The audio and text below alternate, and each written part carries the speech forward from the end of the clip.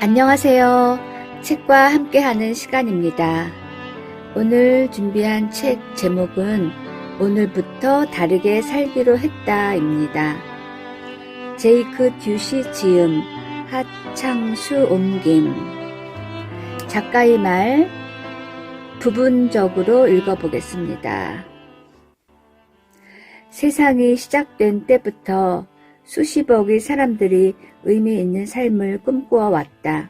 세상을 바꾸려고, 그것이 아니면 적어도 자신의 세상만이라도 바꾸기 위해서다. 우리들 대부분은 꿈을 꾼다. 그런데도 우리 중 몇 명만이 그 꿈을 이룬다. 많은 사람이 꿈을 이루기는커녕 꿈을 가지고 살아가는 방법조차 알지 못한다. 꿈을 이루며 살아가는 능력이 어디에서 오는지는 엄청난 미스터리다. 어떤 사람들은 너무도 능숙하고 열정이 넘치는데 다른 이들은 왜 지극히 평범한 존재로 살아가며 숨 막히도록 단조로운 일상에서 벗어나지 못하는 걸까? 이 책은 바로 이 질문에 답하기 위해 쓰였다. 이에 더해 다음과 같은 질문들도 포함된다. 어떻게 하면 의미 있는 삶을 살 수 있을까? 어떻게 하면 보다 성공적이고 자신감 넘치며 충만한 존재가 될 수 있을까? 세상에서 가장 성공적이고 행복하며 영향력을 가진 사람들이 공통으로 하는 행동은 무엇일까? 인간의 역사가 말하는 공통적인 태도, 습관, 신념, 전략은 무엇일까? 어떻게 하면 더 즐겁게 살아갈 수 있을까? 지금 어떤 시도를 했는데 실패했을 수도 있다. 또한 원하는 것을 얻지 못해 어려움을 겪고 있거나 육체적 질병이 앞길을 막고 있을 수도 있다. 만일 그렇다면 이 책에 나오는 이야기들이 그 장애물들을 뛰어넘는 그 방법을 하나씩 알려주는 실제적 사례가 되어줄 것이다. 이제 본문으로 들어가서 부분적으로 소개하겠습니다. 인생에는 보장된 것이 없다. 단 한 가지만 예외다. 어느 날 이 행성에서 깨끗하게 사라질 거라는 사실. 삶이 약속하는 유일한 것은 죽음이다. 이 말이 단호하고 가혹하게 들리겠지만 진실이다. 좋은 소식도 있다. 그날이 올 때까지 할 일은 전적으로 우리가 결정한다는 것이다. 안타깝게도 주어진 시간을 효과적으로 사용하는 방법을 알려줄 사람이 없다. 그 어떤 존재도 그렇게 할 수 없다. 어느 누구도 무엇이 최선인지 알지 못한다. 그저 알고 있는 듯이 보일 뿐이다. 우리가 태어나고 그리고 죽을 거라는 것은 모두가 아는 진실이다. 탄생과 죽음 사이에 놓인 텅 빈 시간을 채워야 한다. 그 결정권은 자신만이 가지고 있다. 어느 날 자신이 죽게 될 거라는 사실을 받아들이게 되면 삶이라는 배를 제대로 된 방향으로 몰고 가기가 아주 수월해진다. 삶이 영원히 계속되지 않는다는 사실을 알게 된다면 자신의 삶은 더 큰 의미를 가지게 된다. 언제까지나 뭔가와 접촉하고 듣고 맛보고 냄새 맡고 보고 만들고 표현하고 배울 수는 없다. 그러므로 우리가 일시적으로 존재할 뿐이라는 사실을 받아들여야 한다. 세상을 떠날 때 무엇을 남겨두고 싶은가? 살아갈 날이 얼마 남지 않았다면 남은 생을 어떻게 보낼 것인가?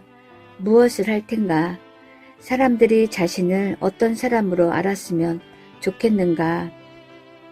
평범하고 상식적인 삶을 살도록 부추김을 받아온 우리에게 죽음은 금기어와 같다. 만약 죽음이 생각보다 빠르게 닥칠지도 모른다는 사실을 직시하게 된다면 어떻게 살아야 할 것인지에 대한 태도를 바꾸고 싶을 것이다.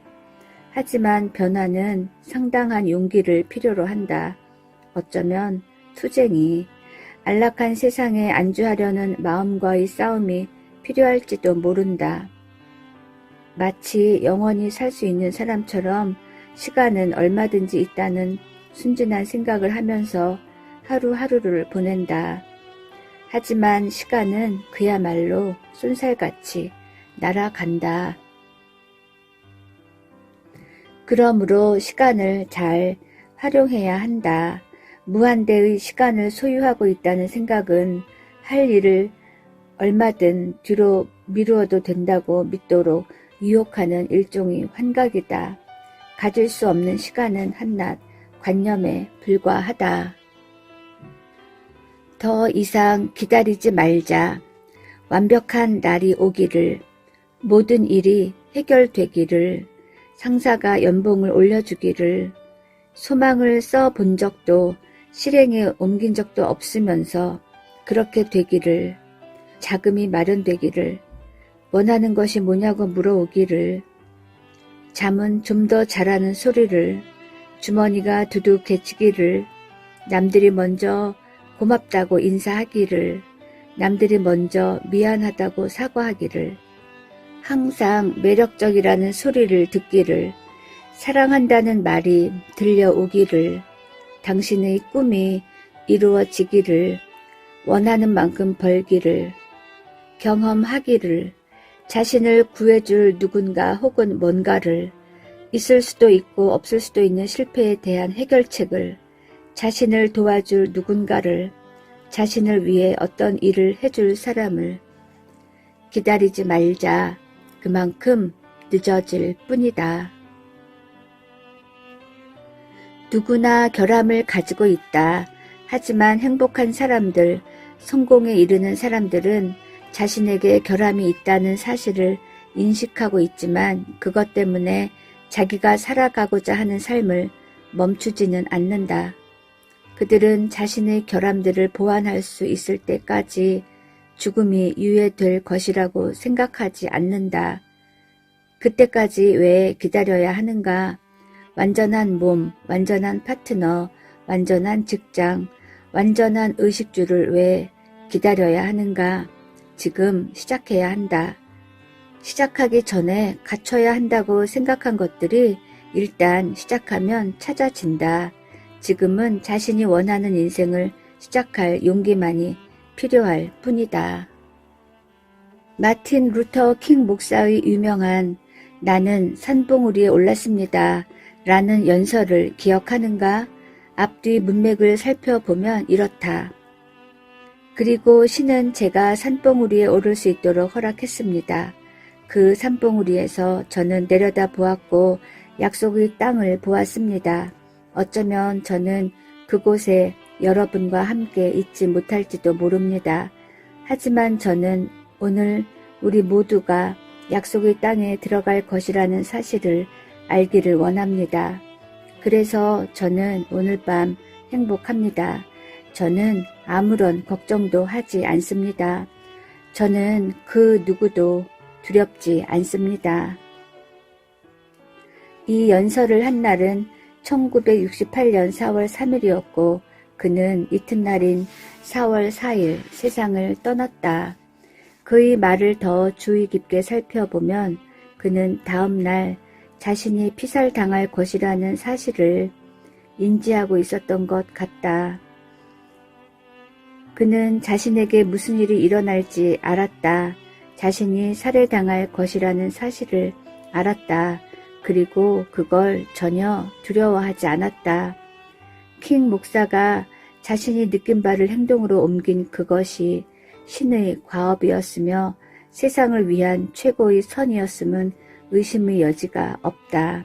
그가 느낀 믿을 수 없을 만큼 큰 힘은 자신이 살고 있는 이 세상을 위해서 오직 그만이 사용할 수 있는 것이었다. 죽음을 예감하면서도 밖으로 뛰쳐나가 사람들 앞에서 연설할 수 있게 한 것도 바로 그 힘이었을 것이다. 수없이 많은 살해 위협을 받았지만 그는 전혀 굴하지 않았고 이렇게 말했다. 저는 아무런 걱정도 하지 않습니다. 그가 어떤 걱정도 하지 않은 것은 자신이 옳은 일을 하고 있다는 사실을 알고 있었기 때문이다. 그는 행동으로 보여주었다. 우리는 소중함을 느끼고 싶어하며 의미를 찾아 나선다. 만약 다른 사람에게 관심을 준다면 알게 될 것이다. 삶 속에서 하려는 것이 변화를 이끌어 오리라는 사실을. 너무 많은 것을 베풀게 되면 살림에 지장이 생기고 그래서 통장 잔고가 늘 부족하게 될 거라는 선입견을 가지고 있다. 하지만 정반대로 생각했으면 좋겠다. 즉, 다른 사람에게 베푸는 행위는 실제로 자신의 삶에 더 많은 것을 가져다 주며 이것은 기업의 속성이기도 하다. 성공적인 기업은 다른 사람들의 삶에 가치 있는 뭔가를 제공하며 사람들은 돈을 주고 이 가치와 교환한다. 만약 자신이든 타인에게든 가치 있는 무언가를 개발한다면 그리고 그것을 세상과 공유한다면 그것으로 생계를 꾸려나가게 될 것이다. 이것이 바로 베푼다는 것의 속성이고 기업의 속성이다. 오늘날 세계의 지도자들은 대개 황금빛으로 번쩍이는 거대한 문이 달린 저택에 몸을 꽁꽁 숨긴 채 살고 있다. 무장한 경비원들이 지켜주는 해변의 조그만 마을에서 그들은 호화로운 생활 양식을 유지한다. 그들은 가난한 사람들이나 노동자들과는 일절 접촉하지 않으며 그 가난한 노동자들이 1년을 꼬박 일해 버는 돈보다 더 비싼 옷을 입는다. 하지만 한 사람은 예외다. 세계에서 가장 가난한 대통령이란 별명을 가지고 있는 우루과이 대통령 호세 무히카가 바로 그 주인공이다. 수많은 사람이 증언하는 바에 따르면 해진 옷과 샌들을 신은 이 가난한 농부는 오늘날 대다수 국가 원수들과도 달라도 너무 다르며 오히려 영화 반지의 제왕에 나오는 호빗족과 더 닮았다. 대통령 재직 시절 78세의 호세 무히카는 수입의 90%를 자선단체에 기부했다. 그는 곧 무너질까 걱정될 정도의 낡은 농가주택에서 극도로 평범하게 살았으며 그를 지켜주는 것은 경찰관 2명이 전부였다. 그 두 사람은 다른 농부들도 함께 살고 있는 마을 흙길에서 보초를 섰다. 무히카 대통령은 말했다. 사람들은 저를 가난한 대통령이라고 하지요. 그런데 아니에요. 전 가난한 대통령이 아닙니다. 가난한 사람들은 늘 더 많은 것을 가지려고 하고 결코 만족할 줄을 몰라요. 그런 사람들이 가난한 겁니다. 그래서 그들은 끝도 없이 쳇바퀴를 굴리면서 인생을 살아갈 시간이 충분하지 않다고 말하죠. 처음부터 전 지금 같은 생활 방식을 택했어요. 많은 것을 가지려고 하지 않았죠. 그래서 내가 원하는 삶을 살아갈 수 있는 충분한 시간을 가지게 된 겁니다. 대통령 관저가 아닌 농가를 택한 무히카는 낡은 폭스바겐 비트를 운전하며 다닌다. 그리고 자신이 택한 삶의 방식을 사랑하지만 그는 그 누구에게도 자신처럼 살기를 권하거나 강요하지 않는다. 제가 만약 사람들에게 저처럼 살라고 요구했다면 그들은 아마도 저를 죽였을 겁니다. 조그맣고 아늑한 침실 하나짜리 그의 집에서 인터뷰를 하면서 그가 한 말이다. 많은 사람이 누군가의 롤 모델이 되거나 지도자가 되고 싶어 한다. 하지만 자신의 삶이 중요한 만큼 막중한 책임을 안고 있다는 사실은 그다지 인지하지 못한다. 그런 사람이 되고 싶다면 솔선수범을 보여야 하며 말과 행동이 일치하는 삶을 살아야 한다. 만약 누군가에게 적지 않은 영향을 끼치고 싶다면 혹은 적어도 친구나 가족들로부터라도 존경을 받고자 한다면 그들에게 모범이 되어야만 한다. 항상 솔선수범하는 사람이라면, 그리고 사람들에게 신뢰를 줄 수 있는 사람이라면 의미 있는 삶을 살아가게 될 것이다. 자신의 잠재력을 완전히 자각하게 될 때 모든 가능성이 열린다. 그런 한 예가 바로 타인들의 삶을 더 나은 방향으로 이끌어가기 위한 삶을 사는 것이다. 온 마음을 다해 뭔가를 믿는다면 행동해야 한다. 자신을 따라오라고 설득하거나 자신과 함께하는 일의 정당성을 납득시킬 필요가 없다. 그것이 옳다는 사실을 알고 있으므로 지체하지 말고 그것을 하면 된다. 그것이 무엇이든 상관하지 말고 그런 방식으로 살아가야 한다는 것을 확신한다면 행동 그뿐이다. 해야 할 필요가 있다고 생각하는 그것을 하자. 그래야 그 일이 일어난다. 더 많은 걸 읽고 더 많은 걸 배우고 더 일찍 일어나고 목표에 더 가까이 가기 위해 무엇이든 해야 할 필요가 있다. 자신을 도전하도록 일깨우는 것이 있다면 무엇이든 하자. 그게 무엇이든 당장 그것을 시작하자. 할 수 있을 때 행동하지 않는다면 사는 동안 내내 머뭇거리게 될 뿐이다. 행동하지 않는다면 보이는 것과 들리는 것을 모험과 아름다운 분투를 놓치게 될 것이다. 행동하지 않는다면 자신에게 만족하고 자신을 자랑스러워하는 마음이 가져다주는 보상을 놓치고 말 것이다. 그러니 지금 당장 행동하자. 우리는 저마다 뭔가를 하기 위해 태어났다. 그 뭔가를 하며 살아가는 동안 몇 번이나 중단할까? 종종 우리 지능, 육체적 능력, 재능, 어긋난 타이밍 혹은 가지고 있는 돈의 부족을 탓하며 그 일을 멈춘다. 에이브러함 링컨은 이런 모든 변명거리들을 멋지게 활용했다. 가난한 집안에서 태어난 링컨은 정치에 뛰어들기까지 엄청난 사투를 벌여야 했다. 이런 일은 코울릭에 불과할 때부터 비일비재하게 일어났다. 너무도 가난해서 새든 집에서 쫓겨나게 일쑤였고 어린아이일 때부터 가사에 도움을 주기 위해 힘든 일을 해야만 했다. 그가 어렸을 때는 어머니가 일찍 세상을 떠나서 보살핌을 받을 수가 없었다. 링컨은 자라면서 줄곧 힘들게 일했지만 가난을 벗어날 수가 없었다. 빚을 지지 않고 살 수 있게 된 건 17살이 되었을 때였다. 힘든 일과 끈기로 버텨내던 시기에 링컨은 주의원 선거에 처음 출마를 했는데 이후 8번이나 낙선의 고배를 마셨다. 이 무렵에 링컨은 약혼을 했지만 약혼녀마저 세상을 떠나고 말았다. 낙선과 약혼녀의 사망이 한꺼번에 일어나자 마침내 그는 신경쇠약에 걸렸고 6개월 동안 병석에서 일어나지 못했다. 병석에서 일어난 후 그는 다시 주의원에 도전했지만 성공하지 못했다. 그 다음 도전도 실패로 돌아갔다. 그의 도전은 연방의원으로 바뀌었고 다시 실패했다.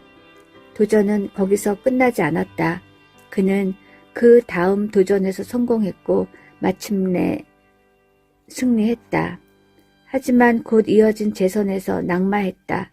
그러자 그의 고향인 켄터키 주의 지역 관리로 출마했지만 성공하지 못했다.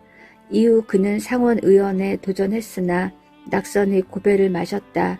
이어 부통령 지명전에 나섰는데 100여 표가 모자라 실패했다. 그는 약간의 굴욕감을 느꼈다. 하지만 상원의원에 다시 도전한다. 그는 또다시 낙선했다. 그 다음에 도전한 선거가 미국 대통령 선거였다. 결국 그는 당선되었을 뿐 아니라 역대 미국 대통령들 가운데 가장 훌륭한 대통령 중 한 사람으로 기억되었다. 링컨의 이야기가 무엇을 전해줄까?